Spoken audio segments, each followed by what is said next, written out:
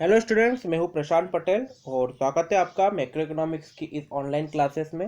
इसमें हम बात कर रहे थे, पिछले लेक्चर में हमने बात करी थी ट्रेड साइकिल की। उसी को हम कंटिन्यू करेंगे। हमने ट्रेड साइकिल को एकदम डीप में, इसके कुछ पॉइंट थे, 10 पॉइंट थे। इन 10 पॉइंटों को हमने एकदम डिटेल में डिस्कस करा है। तो अगर आपने इनका डिस्कशन नहीं देखा तो आप पिछले लेक्चर में देख सकते हैं। ठीक है, अब आज इसके आगे हम बात करने वाले हैं। तो चलिए बढ़ते आगे। तो सबसे पहले हम बात करें अगर कि ट्रेड साइकिल की डेफिनेशन क्या होगी, तो कीन्स ने एक बहुत अच्छी डेफिनेशन दी है ट्रेड साइकिल की। और trade cycle is composed of period of good trade characterised by rising prices and low unemployment percentage, alternating with periods of bad trade characterized by falling prices and high unemployment percentage. देखो simple सी बात है, trade cycle क्या होती है, वो एक period होता है। मैंने आपको पिछले लेक्चर में आपको बताया था मैंने कि इस ट्रेड साइकिल में वेव लाइक फ्लक्चुएशन होते हैं। पहले ऊपर जाता है, फिर नीचे आती है इकोनॉमी, फिर बूम पे जाती है, फिर डाउन पे जाती है। ठीक है, अब देखो जब इकोनॉमी ऊपर जाएगी, बूम पर जाएगी, तो क्या होगा, इसके कारण प्राइस हर चीज़ का बढ़ेगा। अब जब भी प्राइस बढ़ता है तो हमने डिमांड एंड सप्लाई में पढ़ा था हमने कि प्राइस अगर बढ़ेगा तो उसके कारण क्या होगा, उसके कारण सप्लाई भी बढ़ती है। अब जब सप्लाई बढ़ाने के लिए एम्प्लॉयमेंट बढ़ाना पड़ेगा, एम्प्लॉयमेंट बढ़ाना पड़ेगा मतलब कि अनएम्प्लॉयमेंट लो हो जाएगा। तो यही बात कर रहा है ये कि rising prices and low unemployment percentage. और फिर ये प्राइस एक टाइम के बाद सप्लाई इतनी हो जाएगी कि सप्लाई डिमांड को एक्सीड कर देगी। और जब सप्लाई डिमांड को एक्सीड करती है तो क्या होता है, उसके कारण इन्वेंट्री बढ़ती है। फिर उसके कारण क्या होता है, उसके कारण फिर हमको जो है प्राइस को डाउन करना पड़ते हैं। प्राइस डाउन करने से सप्लाई डाउन होगी, सप्लाई डाउन होने के कारण एम्प्लॉयमेंट इंक्रीज होगा। ठीक है, तो ये साइकिल कंटिन्यू चलती रहती है और इसी साइकिल को ट्रेड साइकिल बोलते हैं। ठीक है, तो आई होप आपको समझ में आएगा। मैं इसको एक बार और एक साइकिल फॉर्म में बना के आपको बता देता हूँ। ठीक है, सबसे पहले क्या होगा, प्राइस बढ़े, प्राइस बढ़ने के कारण सप्लाई बढ़ी, सप्लाई बढ़ने के कारण एम्प्लॉयमेंट बढ़ा, एम्प्लॉयमेंट बढ़ा और फिर उसके कारण क्या हुआ, डिमांड कम हुई। डिमांड कम होने से प्राइस कम होगा, प्राइस कम होने से फिर क्या होगा, प्राइस के कम होने से प्राइस के कम होने से एम्प्लॉयमेंट रिड्यूस होगा, अनएम्प्लॉयमेंट बढ़ेगा, एम्प्लॉयमेंट कम होगा। एम्प्लॉयमेंट के कम होने से प्राइस भी फिर प्राइस भी बढ़ने लगेगा। ठीक है, तो ये पूरी एक साइकिल है, ये चलती रहती है और इसी साइकिल को ट्रेड साइकिल बोलते हैं। ये हटेगा कैसे, चलिए ये आपको डेफिनेशन समझ में आई होगी। यही बोला इसने भी कि rising prices, low unemployment percentage, उसके कारण क्या होगा, alternative the bit period of bad trade characterised by falling prices and high unemployment percentage.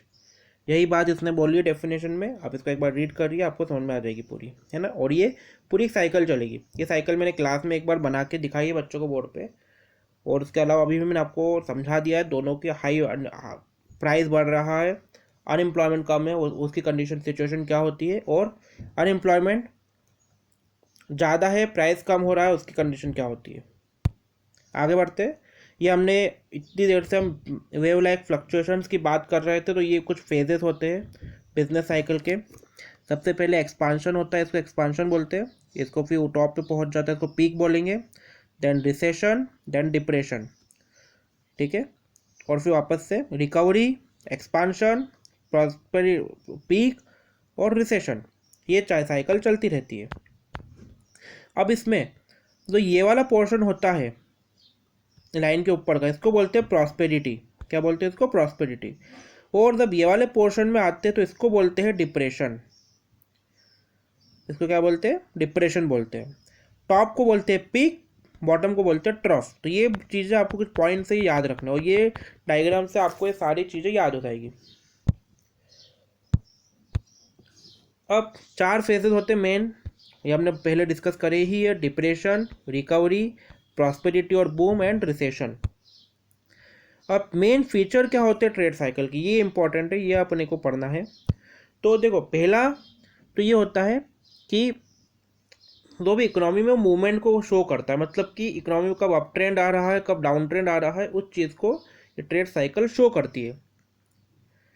अब पीरियोडिकल होते हैं, मतलब कि पीरियोडिकली आते तो है, पर हमने पिछले लेक्चर में जैसा कि डिस्कस करा था, लेकिन रेगुलर नहीं होते। जैसे कि सीजनल जो आता चेंजेस आते हैं वो कंटिन्यू पूरे 1 साल के बाद आते हैं।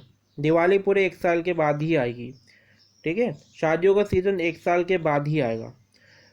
तो पीरियोडिकल तो होते हैं लेकिन रेगुलर नहीं होते। हो सकता है कि 2 साल में ही रिपीट हो जाए, हो सकता है कि 10 से 12-15 साल लग जाए। अब अलग अलग फेजेस होते हैं इसके, prosperity, recession, depression and recovery, इनके बारे में हम देख चुके हैं। अलग अलग टाइप के होते हैं। तो मेनली इसको 2 टाइप्स में क्लासीफाई करा गया है, माइनर और मेजर। माइनर जो होता है वो 3 से 4 साल में एक बार आता है, और जो मेजर होता है वो 8 से 12 साल या उससे ज़्यादा टाइम में एक बार आता है। जो हमने बात करी थी पिछले लेक्चर में कि पहला रिसेशन आया था 1930 में, फिर 1987, 1997 एंड देन 2007 एंड देन 2020।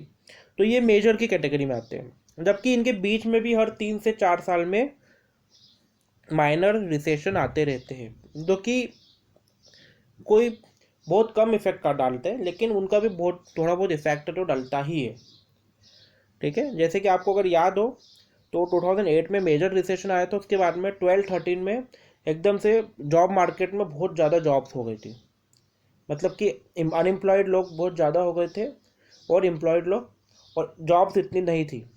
उसके बाद में फिर 14-15 तक की सिचुएशन वापस से सुधरी, और अभी 18-19 में वापस से यही कंडीशन हो गई थी, ठीक है। तो ये चीज़ चलती रहती है कंटिन्यूसली।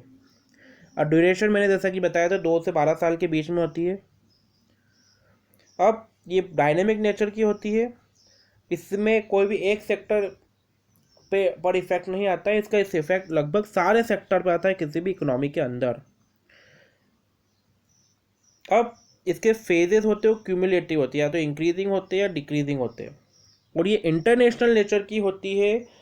आप देख सकते हैं ग्रेट डिप्रेशन 1930 का लगभग वर्ल्ड के हर कंट्री को उसने अफेक्ट करा है। यूएस हाउसिंग रिसेशन ने भी वर्ल्ड के हर कंट्री को अफेक्ट करा था, जबकि वो आया अमेरिका में था, लेकिन वर्ल्ड का हर कंट्री उससे अफेक्ट हुआ था।